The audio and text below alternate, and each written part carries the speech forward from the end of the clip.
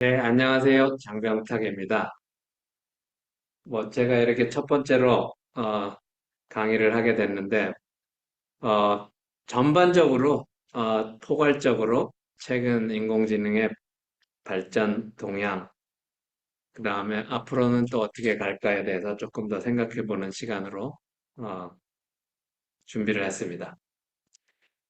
지금 사실, 인공지능 연구를 하는 사람들도 어떻게 보면 매일은 아니지만 일주일에 한두 번은 항상 주말을 끝나고 나면 무슨 새로운 일이 일어나고 좋은 의미로요. 좋은 의미로.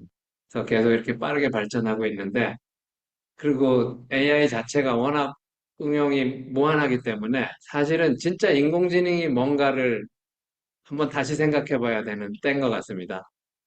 그리고 네, 너무 많은 일이 나서 그러니까 사실은 뭐를 하고 있는지도 모르면서 막 하고 있는 경우도 종종 있기 때문에 그래서 AI가 뭔지 사실은 제가 질문을 좀 드려보고 싶은데 시간 관계상 한 가지는 아주 포괄적으로 보면 사실 AI는 1950년대 오래전에 70년 전에 사람처럼 생각하는 기계 그 다음에 뭐 사람처럼 행동하는 기계 그래서 사람을 닮은 기계를 만들려고 출발했습니다. 엄청나게 야심찬 일이죠.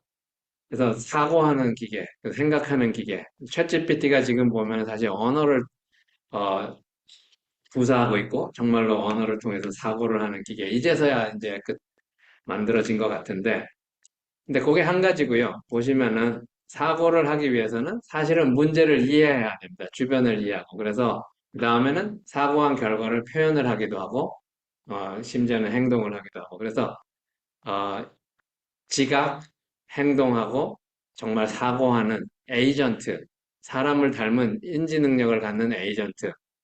정말 사람 같은 기계를 만드는 게 사실은 인공지능 연구의 꿈이고요.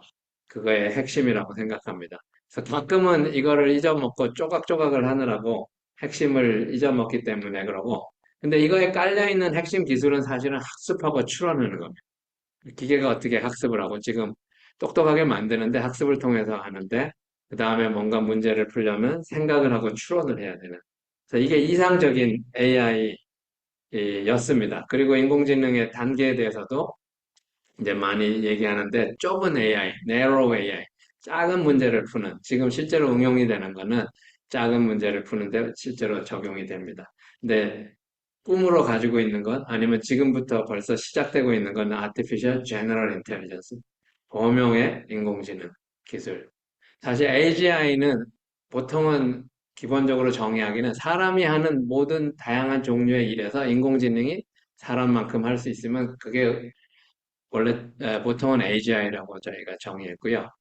근데 지금 이제 이건 논의 대상인데 어, 챗GPT가 사실은 언어를 학습한 다음에 다양한 분야 도메인의 지식을 다 갖추었고 어떻게 보면 다양한 얘기를 하니까 AGI라고 종종 얘기하기도 하는데 좀 더 엄격한 의미로 AGI는 그거보다는 사실은 어려운 기술이긴 합니다. 정말 우리가 사람이 하는 모든 것을 다 아직 AI가 하지는 못하죠. 그렇지만 그게 앞으로 가고 있는 방향이고요.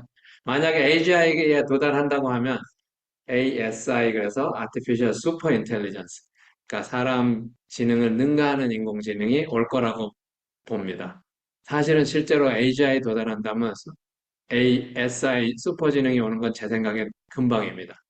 왜냐하면 인간이 못 가진 다른 다양한 좋은 기능들을 AI는 가지고 있기 때문에 예를 들면 어마어마한 메모리 능력, 기억 능력도 가지고 있고 어마어마하게 빨리 계산하고 제일 중요한 게 제가 보기엔 정확하게 카피를 할 수 있는 그리고 확장 가능성이 계속 있기 때문에 저희 머리로는 평생 공부한 걸 계속 확장하는 게 사실은 아직은 불가능합니다.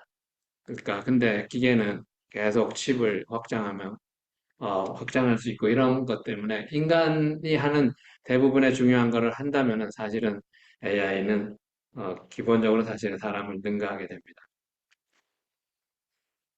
이게 기본적으로 생각한 AI였고, 근데 실제로 일어나는 AI를 한번 보면, 그래서 제가 생각하는 기계라고 했는데, 생각하기 위해서 문제를 이해하고 주변 환경을 이해해야 되니까 지각을 해야 되고, 그 다음에 그 결과를 행동으로 해야 됩니다. 지각, 사고, 행동하는 에이전트.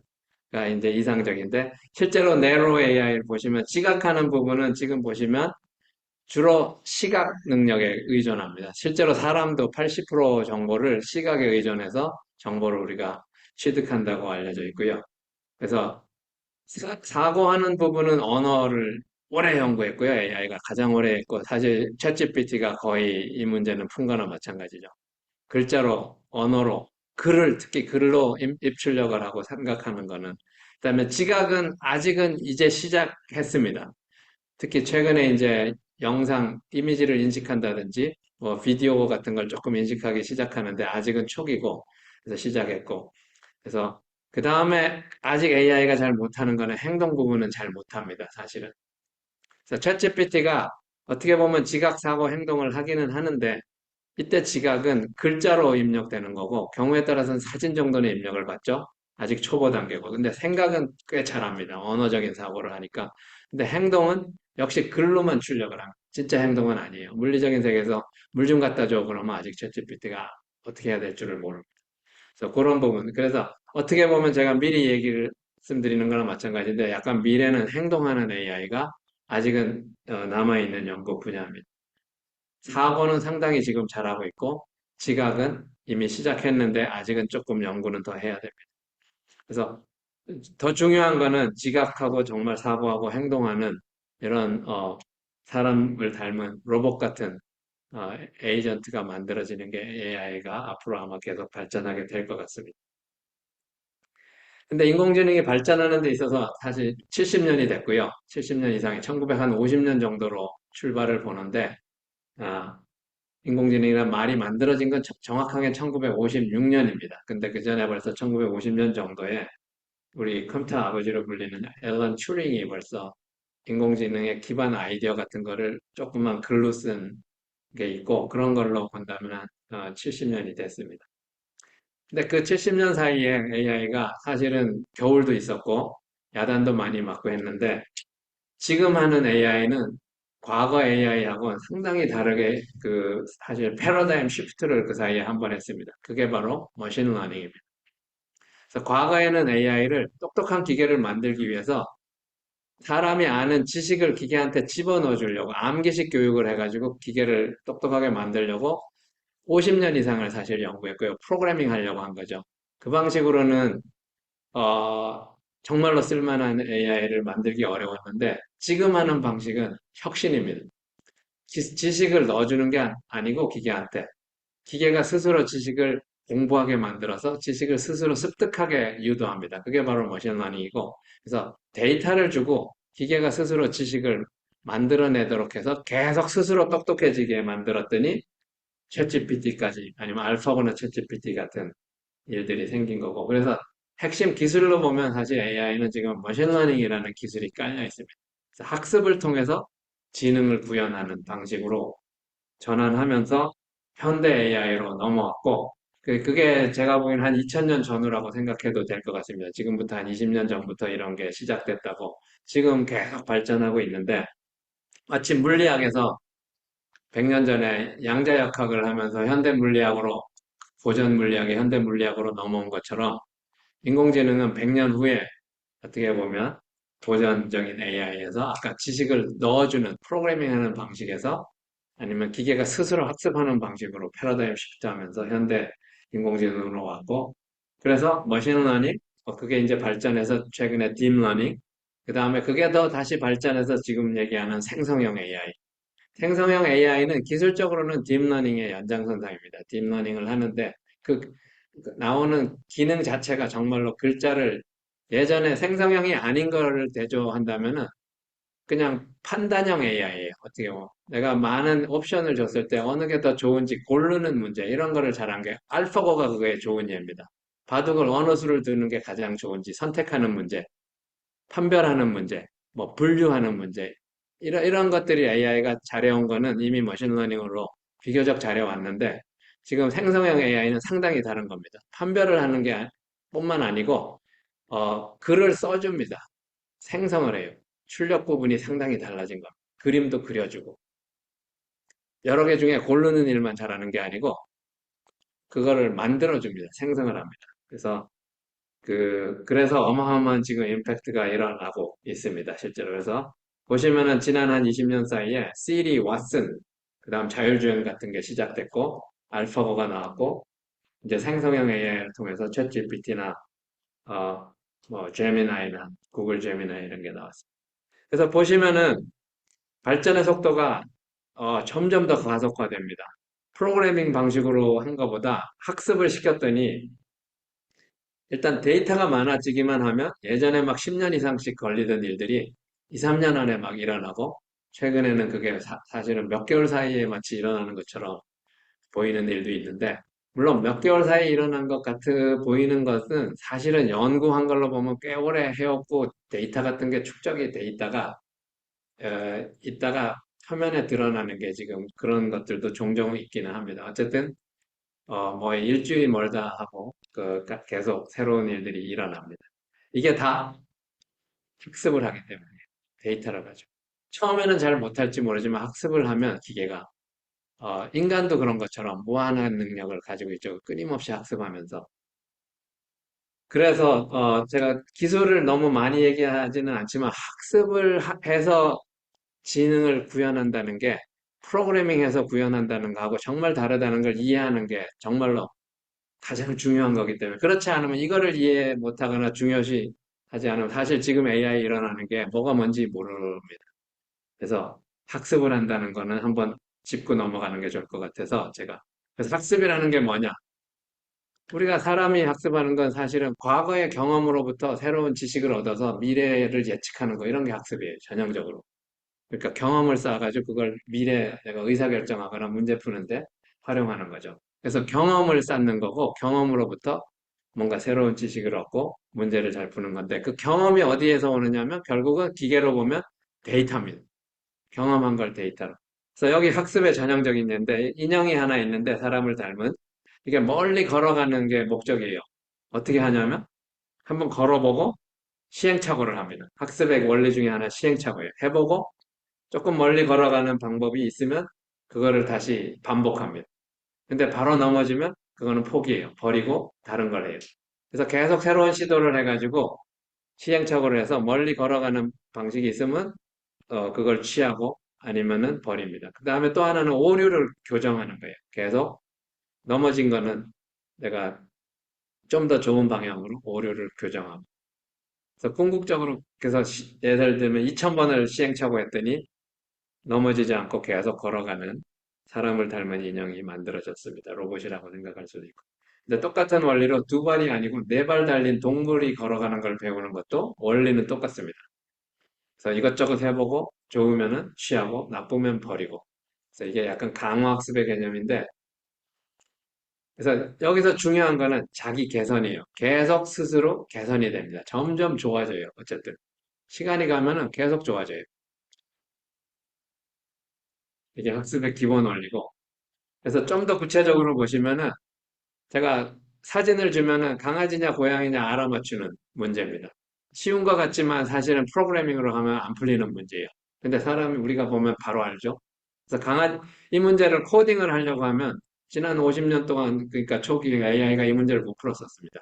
그래서 딥러닝이 나오면서 학습하는 개념으로 그러니까 옛날 방식으로 한다면 예를 들면 눈동자를 뭐 캐치하는 프로그램을 내가 따로 짜고 뭐 눈썹의 길이가 얼마고 눈 길이가 얼마고 입 모양은 어떻고 이런 걸 따로따로 프로그램을 짜가지고 이런 걸 피처라 그러는데 특징을 추출하는 프로그램을 짜서 뭐 규칙을 만드는 게 옛날 방식이었어요. 예를 들면 눈동자가 어떻고 귀 모양이 어떻고 코가 어떻게 생겼으면 강아지고 또 뭐 눈이 어떻고 코가 어떻고 어떠면은 고양이고 이런 규칙을 내가 10개, 100개 사실은 1000개는 넣기 어려워요. 넣어도 헷갈립니다. 그 문제는. 그래서 그런 걸로 할 수는 있지만 사람처럼 구별하는 건 불가능했는데 지금 딥러닝 방식은 그렇게 안 합니다. 그냥 강아지 사진 천장 모으고 고양이 사진 천장 모으고 강아지는 1이라고 가르쳐주고 고양이는 0이라고만 가르쳐주고 나머지는 다 학습을 통해서 자동으로 합니다. 그래서 여기 보시는 구조가 층이 많은 신경망, 사람의 뇌의 구조를 흉내낸 신경망인데 이게 층이 많기 때문에 딥러닝이라고 부르고 어쨌든 입력을 주면 뭔가 계산해가지고 신경세포들이 출력을 계산합니다. 학습한 것. 그래서 아까 오류 교정을 한다 그랬죠. 어떻게 하냐면 입력 주고 출력을 오른쪽으로 계산해보고 답을 가르쳐 줬으니까 에러를 계산할 수 있고 그걸 교정을 합니다. 왼쪽으로 가면서 교정하고 오른쪽으로 추론하면서 정답을 계산하고 이걸 계속 반복하면 아까 천장, 이천장의 사진으로부터 강아지, 고양이 구별하는 거를 어느 정도 하겠죠. 하는데 사실은 이게 이 문제는 천장으로 해결되기 어려웠습니다. 그러면은 만장씩 2만 장을 주면 천장보다 잘합니다. 그래도 만족스럽지 않으면 20만 장을 주면 더 잘합니다. 그래도 안 되면 200만 장을 주면 더 잘합니다. 그래도 안 되면 2천만 장을 주면 더 잘해요. 2억 장, 2천억 장, 2조 장. 예를 들면 강아지, 고양이 사진 뭐 계속 모아가지고 하면 어쨌든 성능은 계속 향상돼요. 이게 바로 프로그래밍으로 할 수 없는 걸 하는 거예요. 프로그래밍으로는 그렇게 하기 어려워요. 아까 규칙을 내가 뭐 100개를 넣었다고 해서 1000개를 넣었다고 하면 1001번째 규칙을 넣는 순간 그동안 잘 되던 게 망가져요. 그래서 모르긴 해도 사람이 관리할 수 있는 수준을 넘어섭니다. 근데 기계가 스스로 학습하게 했더니, 그러니까 이 깊은 신경망 구조 안에 어마어마한 규칙이 사실은 기계가 스스로 학습을 한 규칙이 들어있는 겁니다. 지금 제가 구두로 말씀드린 부분을 사실 수학적으로 명확히 정의할 수 있는 알고리즘인데, 요거는 그냥 넘어는 가겠습니다. 근데 있으니까 이게 이제 1986년 정도에 개발한 에라 백프로퍼게이션이라는 알고리즘인데 이게 지금 모든 학습의 가장 기본에서 항상 깔려 있습니다. 물론 이게 많이 발전하긴 했고요. 그렇지만 원리적으로. 그래서 입력 주고 출력 계산하고 출력이 정답이 1인데 타깃이 1인데 실제로 0.6을 출력했으면 1 빼기 0.6만큼 에러가 생긴 거고 그 0.6의 에러를 줄이기 위해서 여기 약간 미분의 개념이 들어가는데 에러를 조정해서 그러니까 웨이트를 조정해서 미분해서 그 그러니까 더 이상 변화하지 않으면 이제 수렴하고 학습한 건데 어쨌든 델타 W만큼 그 웨이트를 조정합니다. 그래서 이거를 사진 주고 계산해보고 에러 계산하고 교정하고 이거를 계속 반복하면 어쨌든 성능이 향상됩니다.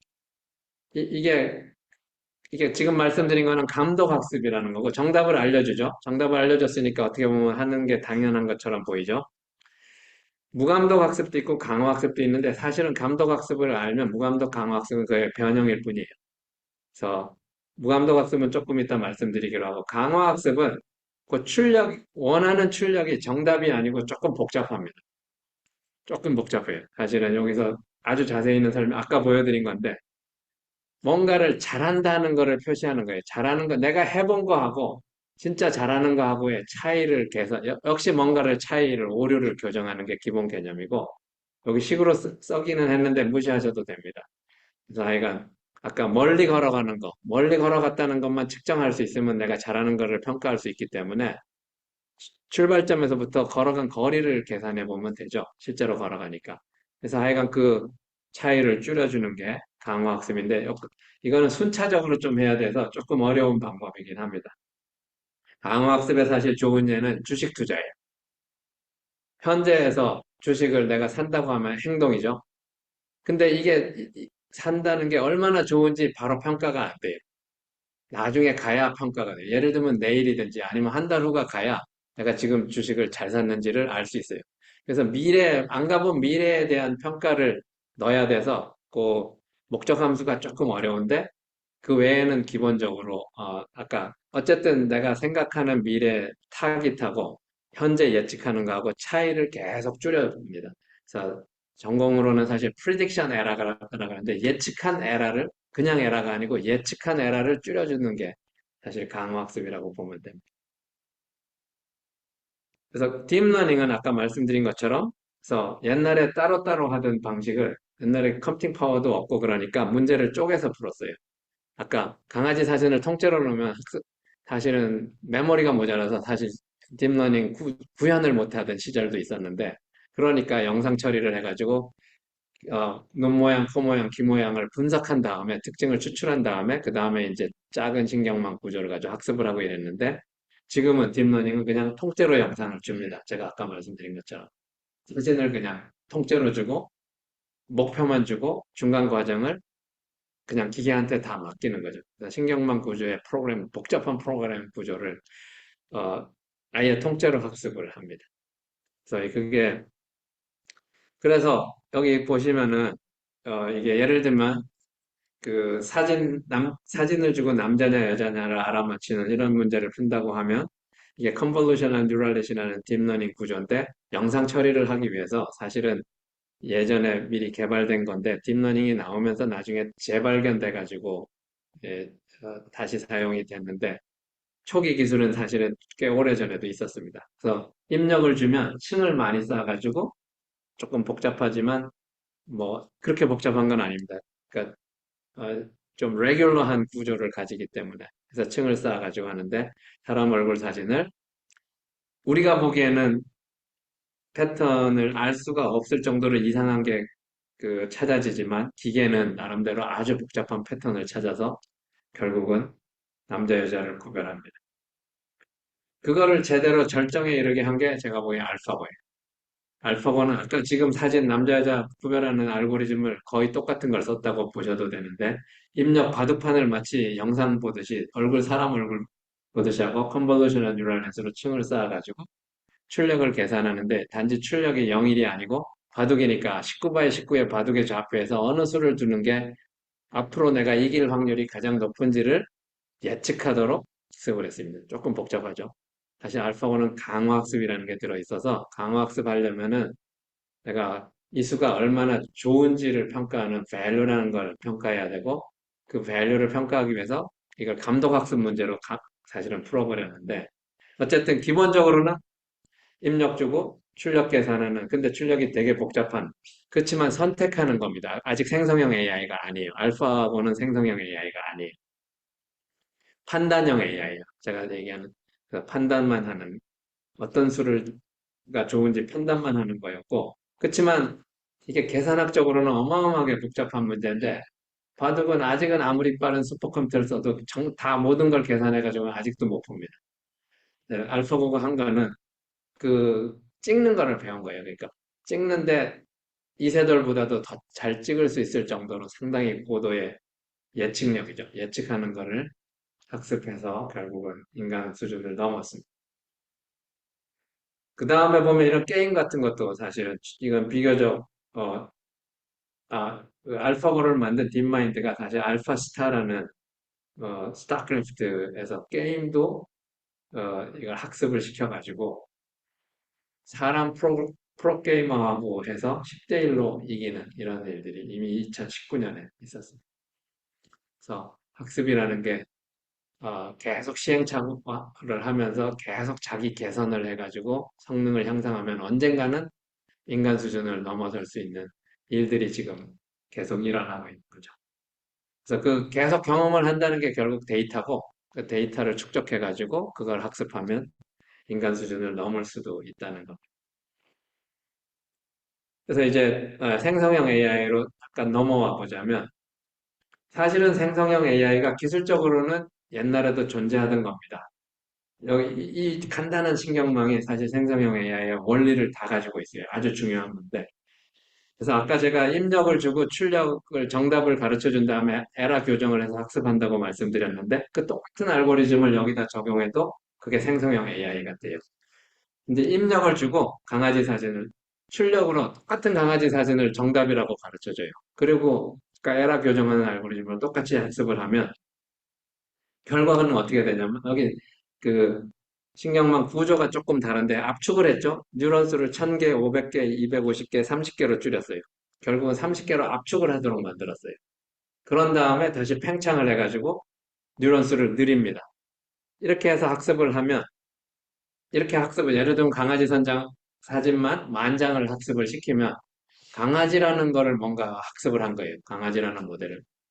그런 다음에 프롬프트로 강아지 사진 이상한 거를 좀 입력에다가 주면 예를 들면 강아지 사진 이거 반쪽만 주면 출력으로는 완전한 강아지 사진이 생성됩니다. 반쪽을 힌트로 얻어가지고 나머지 반쪽을 메꿔줘요. 그래서 그게 생성형 AI, 그러니까 출력을 생성하는 거죠. 나머지. 그 다음에 입력에다가 뭐 온갖 노이즈를 막 주고 해도 원래 학습한 사진을 생성하고 아니면 아래쪽 반쪽을 하거나 반을 잘라가지고 줘도 생성합니다. 근데 그래서 기본적으로 그냥 어떻게 보면 외운 거랑 마찬가지예요. 챗GPT는 세상에 있는 글을 강아지 사진 대신에 글을 주고 글을 외워버린 거예요. 어떻게 보면. 그게 가장 기본적인 프리트레이닝의 개념인데 그냥 글을 주고 시를 주고 우리가 외운 것처럼 그러면은 챗GPT가 문법을 가르쳐 주지 않았는데 저기 30차원으로 표시한 압축된 거에 언어의 의미, 문법 그런 거를 압축해가지고 기계가 나름대로 자기 나름대로 그 언어의 문법을 배운 겁니다. 이제 문제는 사람이 이해하기가 어렵죠. 지금 생성형 AI, 초거대 AI는 트랜스포머 구조인데 GPT가 T가 요거의 변형입니다. 변형 확장일 뿐입니다. 사실 여기 원리는 다 있어요. 그래서 네, 근데 이게 아까 선택하는 문제가 아니죠. 판단형 AI라고 제가 반대는 말씀드렸는데 그 알파고는 판단만 한 거죠. 몇 개 중에 출력 중에 고르는 거였는데 이거는 고르는 게 아니고 생성하는 거. 그래서 그림을 생성하는 거고 반대로 이 그림 대신에 글을 주면은 글을 생성하는 거고 뭐 음악 악보를 주면 악보를 생성하는 거고 심지어는 소리를 주면 소리도 생성할 수 있는 거고 그래서 그러면 이거의 복잡한 변형은 뭐냐면 사실은 변형일 뿐이에요. 여기 제가 인코딩 디코딩이란 말을 썼는데 정보를 데이터로 준 거를 인코딩하고 정보를 내부에 부호화해가지고 이제 개념을 만들고 그다음 그걸 다시 해석해가지고 출력을 생성합니다. 일단 이걸로 뭐를 할 수 있는지를 한번 보시면 이게 이제 진짜 생성형 AI죠. 이게 엔비디아가 구현해가지고 그래서 사람 얼굴을 가지고 아까 강아지 사진 주고 강아지 사진 생성하는 것처럼 똑같이 사람 얼굴을 가지고 학습을 하면 이런 일을 합니다. 네, 그런 다음에 생성을 해보면 보시면 사람 얼굴 사진에 변형이 막 생기죠. 가짜 사진이에요. 학습한 사진을 그대로 재생성하는 게 아니고 그래서 남자 여자가 경계가 왔다 갔다 하고 심지어는 백인 흑인의 경계도 왔다 갔다 하고 이거를 프로그래밍 해가지고 사실은 이런 그림을 만드는 프로그램을 짜는 건 거의 불가능한데 기계가 스스로 프로그래밍을 한 겁니다. 그래서 학습이 사실 딥러닝이 자동 프로그래밍이나 마찬가지예요. 기계가 스스로 프로그래밍 한 거예요. 데이터를 가지고. 왜냐하면 데이터가 입출력이니까 입출력만 명시해주면 안에 내부 구조는 기계가 스스로 찾은 거고 그게 프로그램 구조죠. 그래서 신경망 구조의 프로그램 구조를 주고 기계가 스스로 학습을 하게 만든 거고 네. 그래서 이거를 가짜 이미지를 뭐 만들어낼 수 있습니다. 그래서 생성형 지금 AI, 초보대 AI를 조금 더 설명드리자면 아까 입력 주고 출력에 뉴런스만 층만 있었는데 그걸 조금 더 복잡하게 만들면 이게 중간 단계입니다. 입력 주고 층을 많이 쌓고 이 인코딩한 거 아까 인코더라고 했죠. 인코딩하고 그 다음에 저쪽 오른쪽으로 가가지고 그 정보를 디코딩해서 예를 들면 기계 번역을 만들 수 있습니다. 이게 실제로 구글이 2017년에 상용 기계 번역에 들어간 구글 트랜슬레이트가 쓴 딥러닝 구조인데 이미 생성형 AI. 그래서 X에다가 I love you 라고 주고 Y에다가 나는 당신을 사랑해. 이런 데이터만 주면 학습 데이터, 영어, 한국어, 말뭉치만 만들어서 데이터를 주고 이런 구조를 학습을 시키면 기계 번역기가 나옵니다. 실제로 구글이 지금은 이걸 다시 발전했을 텐데 그래서 아까 강아지 사진 주고 강아지 사진 출력한 것처럼 강아지 사실은 X하고 Y가 뭔지는 크게 상관은 없어요. X가 Y가 사진이어도 되고 글이어도 되고 심지어는 글하고 그림을 결합한 거여도 어차피 기계는 그냥 변환을 할 뿐이에요. 수학적으로는. 수학적으로는.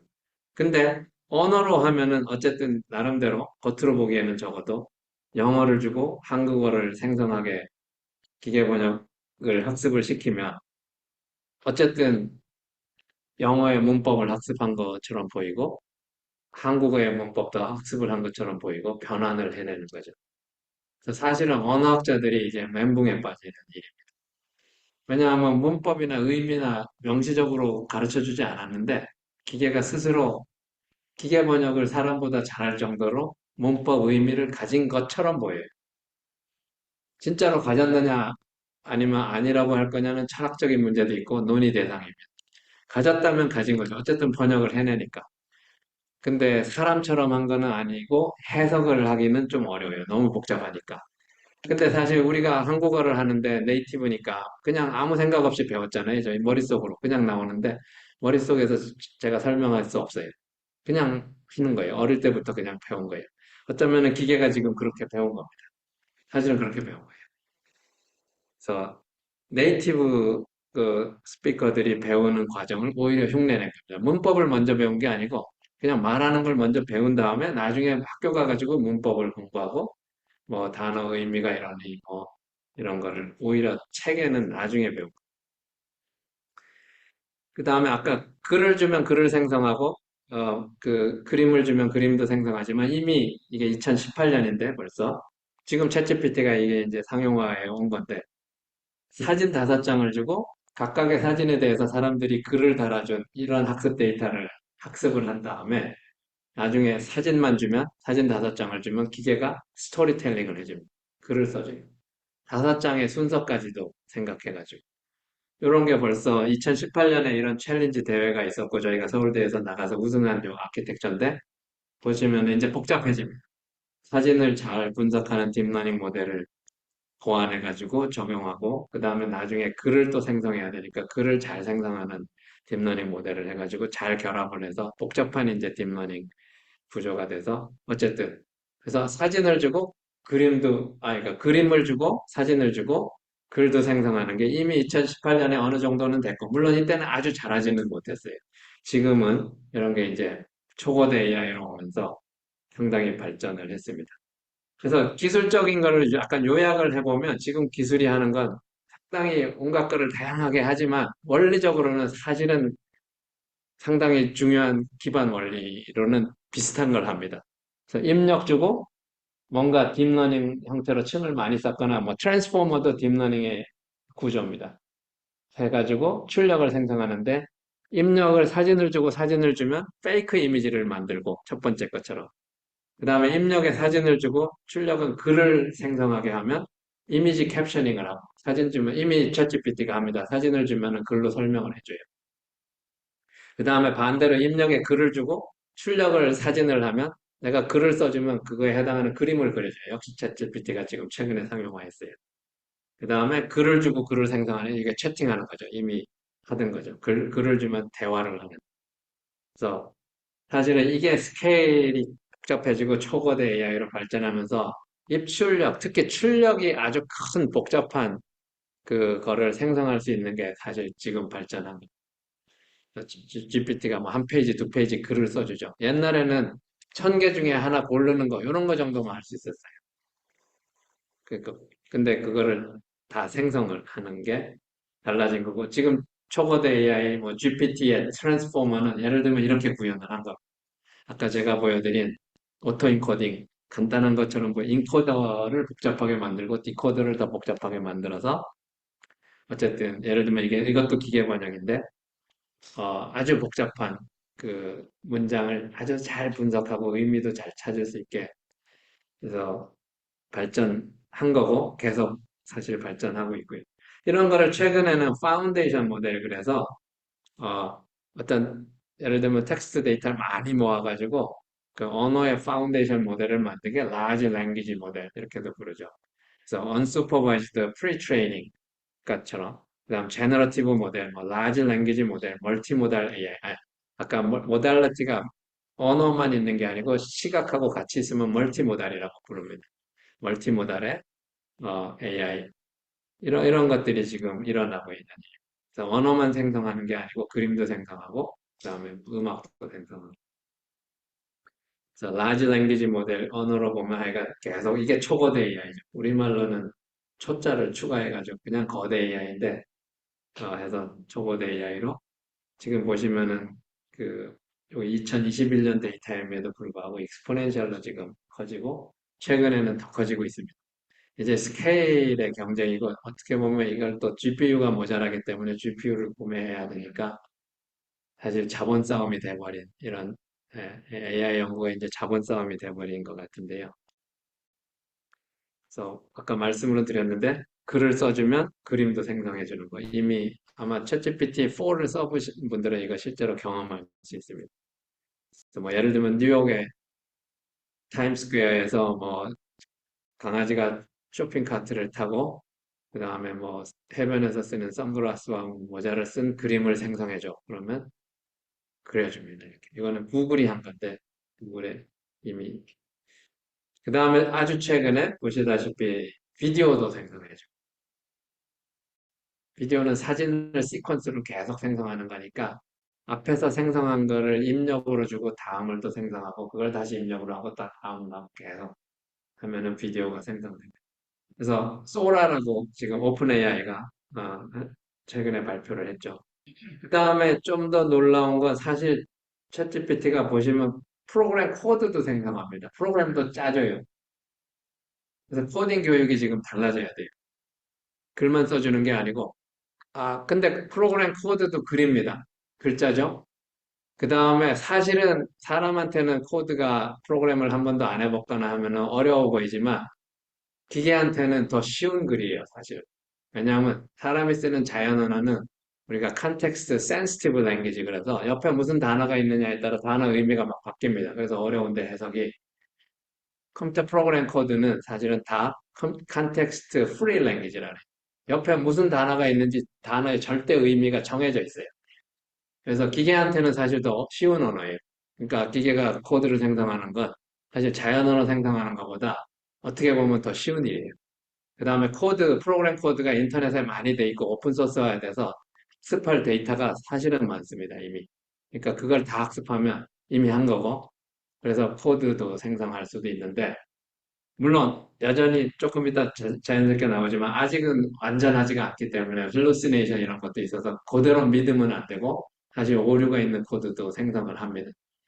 근데 기본적으로는 기계가 메모리 용량이 워낙 좋기 때문에 코드 다 학습해가지고 전 세계 글을 읽은 것처럼 코드를 다 읽어가지고 공부하면 코딩 실력은 계속 향상됩니다. 그래서 그러니까 웬만한 정도의 코드는 사실은 거의 다 알려진 코드는 적어도 사람보다 잘하는 거는 뭐 시간 문제입니다. 넘어가는 게 되나요? 예. 그래서 최근에 로코드, 노코드 뭐 이런 것도 있고 그런데 그런 게 이미 됐습니다. 그런 거에 벌써 AI가. 그래서 어떻게 보면 AI 직업을 얘기하자면 제가 컴퓨터공학부 교수인데 컴퓨터공학부 학생들의 직업을 스스로 앗아가는 것 비슷한 게 벌써 시작됐죠. 그렇지만 제가 보기엔 그렇지는 않을 것 같아요. 컴퓨터공학부 학생들이 그러니까 예를 들면 챗GPT한테 물어봐서 생성하는 딱 남의 거 베껴가지고 공부한 것만 하는 건 아니고 그거보다 그 원천적인 거 더 좋은 코드 내지는 만드는 알고리즘 이런 사고하는 거를 여전히 사람은 해야 되고 아직 기계는 비교적 그러니까 옛날에 인도에다가 우리가 코딩 같은 거 의뢰를 주는 것 같은 그런 거는 대신할 수 있겠지만 사실은 알고리즘 자체를 생각해야 되는 건 여전히 컴퓨터공학자들이 해야 되는 일로 어느 정도 있을 것 같고요. 그렇지만 시간이 가면 그걸 하나하나 아사가 나중에 토론할 내용일 것 같습니다. 계속 기계는 따라는 올 겁니다. 그러면 사람들은 계속 앞서서 뭘 해야 되는지 생각하긴 해야 돼요. 그렇지 않으면 뒤질 수도 있기는 하죠. 그래서 생성형 AI가 근데 생성을 한다는 게 그래서 글을 쓰고 언어를 구사한다는 게 때문에 어마어마한 일을 한다. 모든 업무, 심지어는 논문도 그리죠. 그래서 그 다음에 그림도 그리죠. 이미 그 코파일럿이 마이크로소프트 코파일럿이 파워포인트도 만들어주죠. 내가 글을 써주면 그거 파워포인트 10장으로 만들어줘. 그럼 파워포인트 슬라이드를 만들어줍니다. 이미 상용화됐어요. 제가 직접 쓰지는 않았지만 마이크로소프트가 데모하는 걸 봤는데, 예. 그래서 어느 정도 파워포인트. 그다음에 파워포인트 만든 것도 이미 있는 게 많이 있으면 그것도 학습하면 비슷한 스타일로 만들어주는. 그러니까 학습한다는 게 원천적으로 어마어마한 사실은 혁명이에요. 사람이 직접 프로그래밍 하는 게 아니고 그 파워포인트 만든 사례들을 계속 공부하면 더 좋은 거를 계속 만들 수 있어요. 그래서 인간이 하는 지적인 작업을 기계가 지금 상당 부분 도와주고 대체하기 시작했고 직업의 미래에 대해서도 사실 그래서 그렇지만 뭐 제가 그냥 말씀드린 인간이 할 일은 저는 계속 있을 거라고 단지 더 가치 있는 것, 더 중요한 것 그게 뭔지 이런 거를 계속 고민해야 되고 AI한테는 좋은 툴, 좋은 보조자 아니면 조수 같은 걸로 활용을 하는 걸 적극적으로 하고 인간은 더 가치 있는 일, 더 중요한 일을 찾아내가지고 하는 거는 계속 중요한 것 같습니다. 그래서 예술이 제가 보기에는 좋은 예일 것 같은데 예술가들이 지금 기계가 생성하는 그림을 상당히 예술적이라고 볼 수도 있죠. 아주 창의적이고 세상에 없는 거라는 측면에서. 근데 제가 보기엔 예술의 정의가 달라질 것 같아요. 어쨌든 기계가 생성한 거는 적어도 인간이 그렇게 뭐 가치 기준을 바꾸든지 해가지고 그냥 받아들일 것 같지는 않고 그래서 새로운 예술이 탄생할 것 같습니다. 그래서 지금까지 일어나는 일을 봤는데 사실은 너무나 훌륭하고 중요하죠. 근데 다음이 뭐냐를 생각해 이제 해야 될 텐데 특히 이제 보면은 텍스트나 이미지를 가지고 초건 AI 만드는 거 아까 말씀드린 것처럼 이제 자본 경쟁에 들어가서 사실은 이걸로 우리나라가 리드하는 거는 쉽지는 않은 것 같습니다. 이미 많이 놓쳤고 심지어는 선진국 안에서도 결국은 한두 회사가 독식할 가능성이 높고 이미 자본 싸움에 들어가서 새로운 분야에서 예를 들면 5년 후, 10년 후에 리딩할 수 있는 거를 빨리 발굴해서 그거를 하는 게 중요한 것 같고요. 그런 관점을 잠깐 보면 그래서 어쨌든 지금 있는 게 잘하지만 한계가 있습니다. 그래서 왜냐하면 이해를 아직 하는 게 한계가 있고 hallucination 이런 환각 현상도 있어서 거짓말 비슷한 것도 하고 그러니까 trustworthiness 믿을 수가 없고 100% 신뢰하면 안 되기 때문에 이게 한 가지 단점이고 한계고 그 다음에 기술적으로 보면 어마어마한 데이터를 필요로 해요. 그 다음에 에너지도 어마어마하게 써요. AI가 에너지 문제를 풀어줘야 되는데 사실 공해의 원인을 제공하기도 합니다. 에너지 전기를 너무 많이 써서 열도 많이 나고 그 다음에 계속 피드백을 필요로 해요. 여전히 사람이 마사지를 해줘야 됩니다. 챗GPT도 제가 보기에는 아직도 뒤에서 사람들이 계속 다듬습니다. 사용자들이 전 세계에서 쓰는 거가 다 데이터예요. 실제로 써보시면은 대답을 잘 헷갈릴 때는 A, B를 줘놓고 어느 게 좋으세요? 이렇게 물어봅니다. 그게 다 학습하는 데이터예요. 내가 A를 선택하는 순간 학습한 거예요, 벌써. 그래서 계속 쓰는 게 사용자들이 쓰는 게 챗GPT를 가르치는 겁니다. 그다음에 진짜 문제는 이런 거의 원인이 뭐냐면 사실은 실존주의 철학이 제가 거기서 답을 찾았는데 실존주의 철학에서 AI가 세상에 존재하면서 경험을 하고 체험을 하면서 이 지식을 습득한 게 아니고 지금은 그냥 글자로만 공부를 해서 글을 배워. 한번 세상을 본 적도 없고 만져본 적도 없고 이 마우스 이런 거 포인터를 만져본 적도 없고 써본 적도 없고 이런 소리도 심지어는 이게 중요하지 않을지 모르지만 포인터에 소리도 있고 온갖 정보가 있는데 그냥 포인터라는 글자가 들어간 문장만 다 읽은 거지 사실은 그게 근본 한계입니다. 그러니까 실존주의 철학의 being in the world, 세상 속에 존재하면서 뭔가를 경험을 통해서, 체험을 통해서 지식을 만들어서 그걸 해야 되는데, 그게 지금 근본 한계고, 그거를 극복하는 방법, 그래서 할루시네이션이 생기는 건 어떻게 보면 당연한데, 아까 말씀드린 것처럼 제가 보기엔 그림이 한 가지 좋습니다. 예를 들면 강아지 사진만, 동물 사진만 가지고 그림을 공부를 시키면 그런 다음에 사람이 들어있는 사진을 프롬프트로 주면 챗GPT는 모든 게 동물로 보이기 때문에 사람 얼굴이나 눈이나 모든 걸 동물로 다 만들 수밖에 없어요. 공부한 게 동물밖에 없으니까. 프리미티브. 그래서 저런 사진이 나오고 그게 이제 hallucination. 그래서 좋게 보면 상당히 똑똑한 겁니다.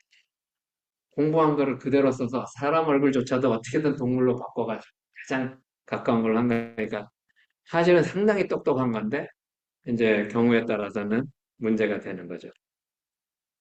그래서 그거를 해결하려면 여기 지금 예를 들면 러닝을 할 때 embodied learning 몸을 가지고 세상하고 교류하면서 우리가 오감을 가지고 세상하고 교류하면서 학습한 것처럼 embodied learning을 해야 되고 그 다음에 파운데이션 모델을 만드는데 피지컬한 파운데이션 모델 그냥 텍스트로만 된 거나 이미지로만 된 게 아니고 물리적인 거를 갖는 그 다음에 LLM도 embodied LLM 언어만이 아니고 말을 통해서 행동을 하면서 체화된 이런 랭귀지 모델. 그 다음에 트랜스포머 구조 자체도 피지컬한 거. 그래서 사실은 물리적인 세계하고 상호작용을 하는 약간 로봇과 같은 센서하고 액추에이터를 갖춘 이런 AI가 되면 이 문제가 해결됩니다. 그래서 그게 그래서 약간 피지컬한 AI 아니면 엠바디드 AI 아까 실존주의 철학 제가 말씀을 드렸고요. 하이데거 같은 사람들이 이미 오래전에 철학에서는 얘기해 놓은 거를 AI가 모르고 있었던 거고요. 그런 걸 통해서 실세계에 나가가지고 열린 세계에서 문제를 푸는 이런 AI가 그래 나가서 학습을 하면 이제 아까 이런 그런 한계나 이런 거를 극복할 수 있고 그다음에 그다음에 기술적인 문제도 아까 말씀드린 시간 관계상 제가 이걸 그냥 넘어가겠습니다. 아까 말씀드린 그런 단점 기계들을 극복할 수 있습니다.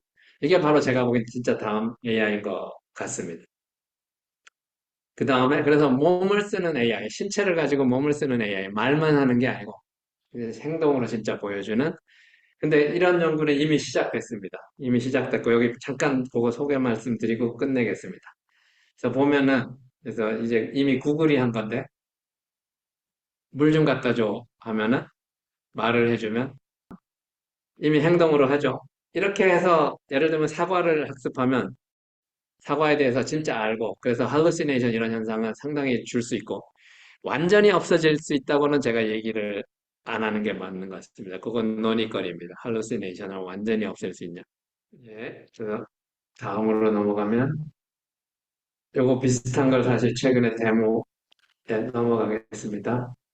아, 그 다음에 이게 로보컵에서 하는 건데 요거는 그냥 넘어가겠습니다. 사실 가정환경에서 로봇이 말을 하면, 그러니까 사람이 말을 하면 로봇이 수행해주는 이런 대회가 있는데 저희가 작년에 불란서에서 할 때 우승을 했는데 로보컵이라는 대회고 가사 로봇 같은 대회입니다. 여기서 여기서도 말을 쓰기는 합니다, 이미. 근데 지금 챗GPT처럼 자유로운 대화는 조금 사실은 아니고요. 어느 정도 제한된 언어로. 요거는 그냥 넘어가겠습니다. 이런 게 있다는 거고. 요게 이제 재밌는 최근에 더 최근의 예인데, 이제 신체를 가진 AI가 되면 상당히 유용한 거. 이게 디짓이라는 로봇인데, 에질러티 로보틱스라는 회사에서 꽤 오랫동안 만든 건데, 최근에 이게 아마존이 이거를 도입해가지고, 지금 아마존 물류창고를 자동화하는 거를 실험하고 있습니다.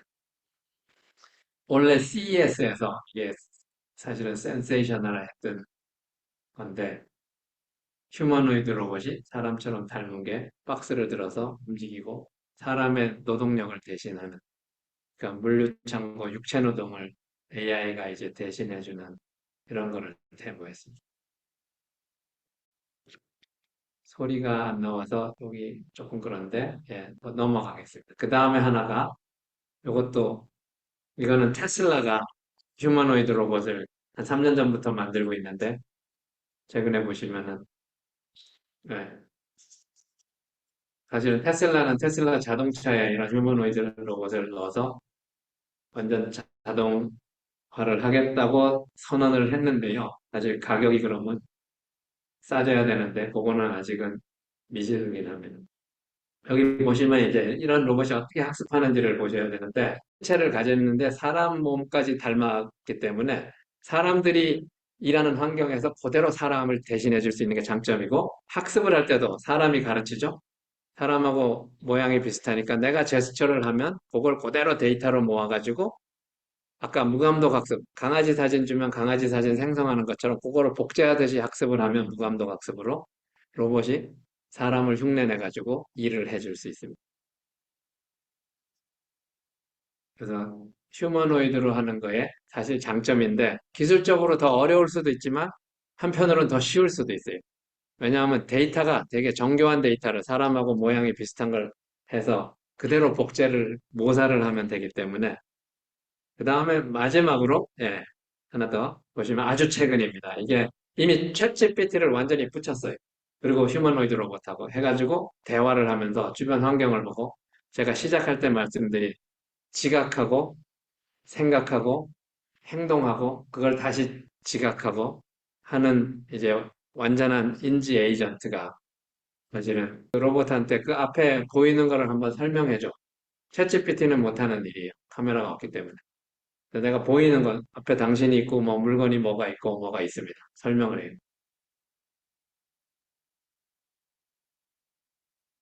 그 다음에 예를 들면 먹을 거를 좀 줘. 그러면 사과를 집어서 줘요. 사과라고 얘기 안 했어요. 먹을 걸 달라고 했는데 사과를 집어줘요. 그리고 왜 그러면 사과를 줬냐고 설명해달라 그러면 이유를 설명해줘요.